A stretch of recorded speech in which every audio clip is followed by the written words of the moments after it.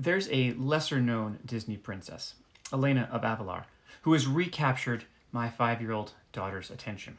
I say recaptured because there's not an inch of Disney princess real estate that our household has not traversed at least a half dozen times over the last 3 years.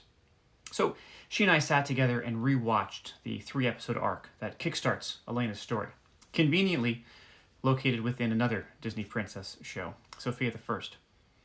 It's a lot to do about a princess trapped in an amulet, needing to be freed, and then having to retake her kingdom so that she can rid it from an evil sorceress. You get the idea. So my daughter has seen these episodes before. She watched the entire 3 seasons of Elena of Avalor. She knows how it turns out. She knows Elena wins in the end, becomes the queen, saves the day. And yet, as we rewatched these episodes, she kept turning to me and asking, "Dad, is Elena going to be all right? Is she going to defeat Shariki?"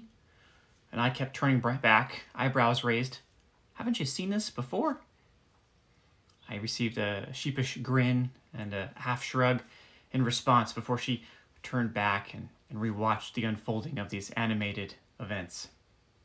For better or for worse, Disney princesses are one of the first things I think of when I think of the solemnity of Christ the King. I suppose something to do with royalty, right? We're tempted, I think, to see in the sovereignty of Christ nothing but golden crowns and jewel-encrusted scepters, and power wielded for good and right. We see the thrones and the legions of angels and the long, storied halls of power and glory. We see, in short, the end of the story. But the Christian life is a journey, right? A pilgrimage, and we aren't yet at its end. We still have the ongoing task of putting one foot in front of the other, of discerning next steps and best choices, big, small, and in between. The end of the story is nice, but we're still in the middle. And that's where I think my daughter's observation is essential. Though we know how the story ends, we still need to ask how we, right, in our unique stories, get there.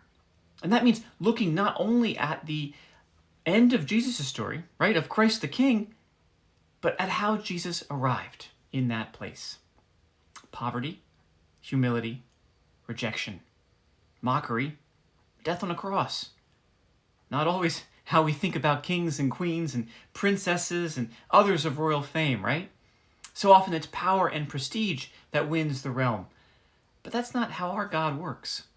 That's not what elevated Christ to the proverbial throne. And it's not how we will get to the end of our story.